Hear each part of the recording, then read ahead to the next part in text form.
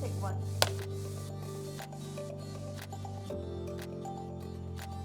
You know, I can't believe it's almost a year now. We were all in Sentosa.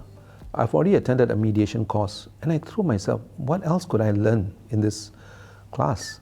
More and more clients are beginning to realize the importance and the value of mediation. And of course, it was a privilege to get the invitation. We couldn't say no. And having gone through many mediations as an advocate, I wanted to learn the skills and understand more about the training that a mediator has to go through, so that eventually I can be part of the community, and that's what prompted me to sign up for the inaugural course. Prior to attending the course, I had already been serving as an ad hoc mediator for a number of disputes, but I felt that I needed to augment those skills in a meaningful way so that I could add value in terms of mediation as well as be credentialized. Okay, it was almost like a who's who, you know, in our dispute scene. What struck me was that it was really interesting. There were some that I would classify as true blue disputes lawyers, and I think maybe 10 years ago, you would never see them sitting in a room talking about mediation. I was quite surprised by the composition of the class that I attended. And I think that was very heartening to see that even senior practitioners had an interest in mediation and were supportive and wanted to learn more about it. It made me certainly not feel like an outlier in this respect. One of the important things I took away from the workshop was the importance of understanding psyche, understanding people, because end of the day, you may have your dispute, you may have your legal issues, but end of the day, it involves people. One of the key takeaways that I got from the workshop was this concept of active listening and how to pick up on both verbal and non-verbal cues in order to understand what parties really want.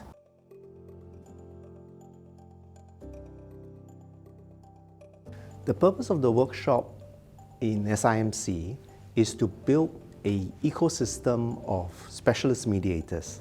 So we invite senior counsels, we invite general counsels, we invite business leaders to come alongside so that they can get trained in mediation and be able to contribute to their area of specialties in the area of disputes. As we got going and we went into different countries to promote mediation, we found that people were interested, and especially senior lawyers, arbitrators, in-house counsel, and they all wanted to be part of this scene. And we felt that it was important to give people a stake. So we started having training, and we call it Specialist Mediator Training. It's by invitation only, and we started building that in different countries. So I think we have panels in China, India, Japan, Korea, Singapore. In addition, I would like to especially thank Professor Joe Lee. He's really one of the best in the world, and we are so privileged to have him train with us.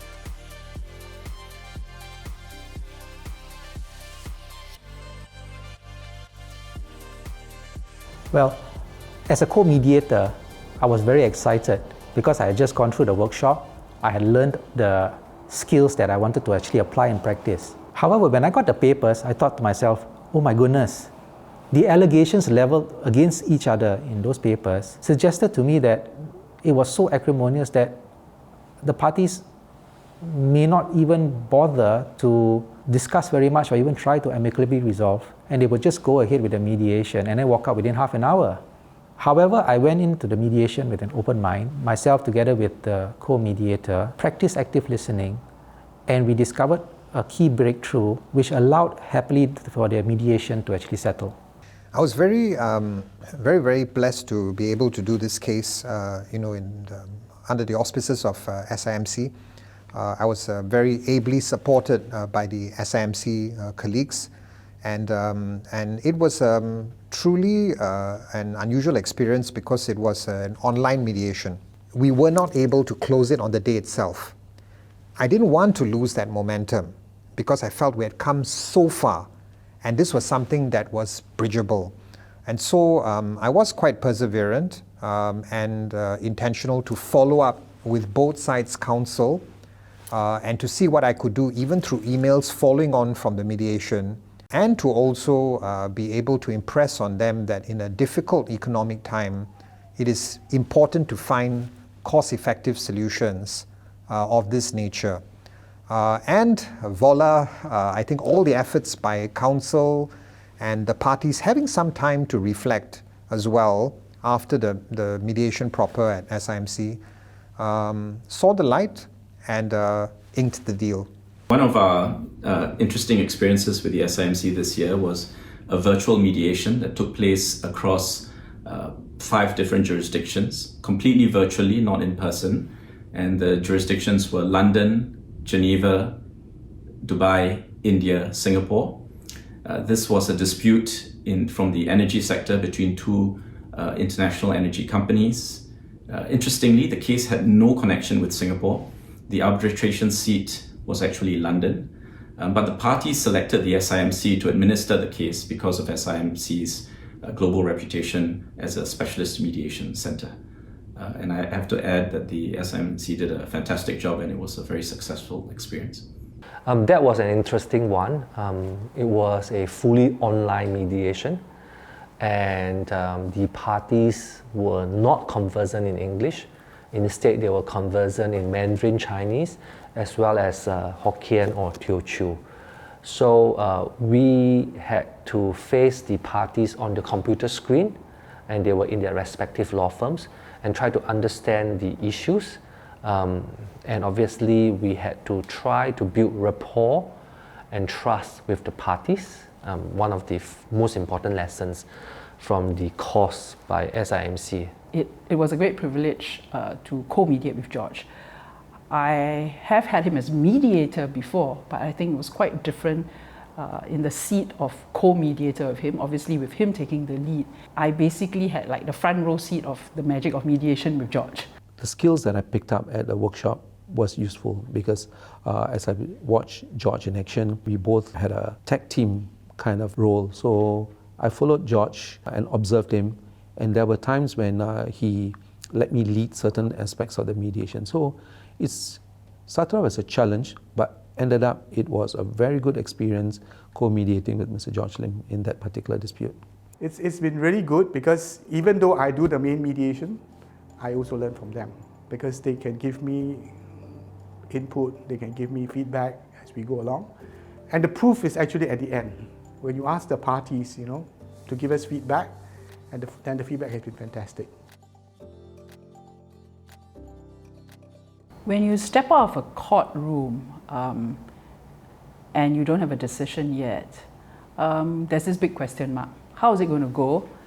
You may feel very confident about your case, but really at the end of the day, things can go wrong and sometimes do go wrong. In contrast, I think when you step out from mediation, whatever the outcome, happy or otherwise, you actually participated in that outcome. And even more wonderful when actually you have a happy ending, because you have helped to write that story together and you have consented to it. I think now there is a great demand for a disputes lawyer to weave mediation into their skill set. So I think once a young lawyer understands, number one, that mediation is here to stay. Number two, there is an aspect of understanding what a role of a mediator is, and then there's also the importance of understanding the role of you as an advocate that is weaving mediation into your practice. I think this will be the dispute resolution lawyer of the future. What I think is going to happen is more and more practitioners are going to understand there's a difference in conducting mediation versus going to court or arbitration. And this is going to lead to a training counsels who are interested in mediation to understand the differences and have the skill set to become excellent mediation counsels. That I think is going to take place fairly soon in Singapore. What I see is in a reinsurance and an insurer kind of dispute, these are disputes which are especially the amount involved is in billions at times. And more often than not, it's essentially the wordings, the coverage issues. So these are sort of disputes which had gone for arbitration in those days. But now I am encouraging, whenever I'm on board, the parties, both reinsurer and insurer, should go for mediation. The value of mediation is it allows you to speak directly to the client at the opposite side, as opposed to just speaking to the judge, as opposed to just speaking to his lawyers. And the value of mediation, if the client is sitting on the opposite side, it is very difficult for him in person to reject a reasonable proposal presented in a reasonable way. He can do that over the phone, he can do that over the email, but it's extremely difficult for him to do that in person. That's the value of mediation. Abraham Lincoln, the former US president, famously quipped, "As a peacemaker, the lawyer has a superior opportunity of being a good man. There will still be business enough." Now that's true both for men and women. And I think he's right. There is this valuable opportunity that we as lawyers have to add a dimension to our practice by being a peacemaker via mediation. My dream is that many others who are experienced in their own field will join us so that together we'll be able to promote mediation, which is good for business, which is good for the community, and we can grow this ecosystem of mediation advocates and mediators in Singapore. And we have known that over the years, in the last few years at least, with the increasing complexity of litigation cases, that litigation can encompass negotiation, can encompass neutral evaluation on specific points, and certainly can and must encompass mediation at some point. And we are seeing now clients coming up to us asking us about mediation even before the courts have proposed mediation. And why is that? Why is that so? Because mediation is developing into a trend where parties know that litigants or parties to a litigation need not find finality in litigation, and they can find the result in a successfully negotiated settlement between themselves under the guidance of a neutral, trained mediator. And that is a trend I see developing. And for lawyers who haven't sort of warmed up to that trend or who are not aware of that trend, my advice is get on to this bandwagon. Know this train is in town, but it may leave town without you, and that's what you should avoid.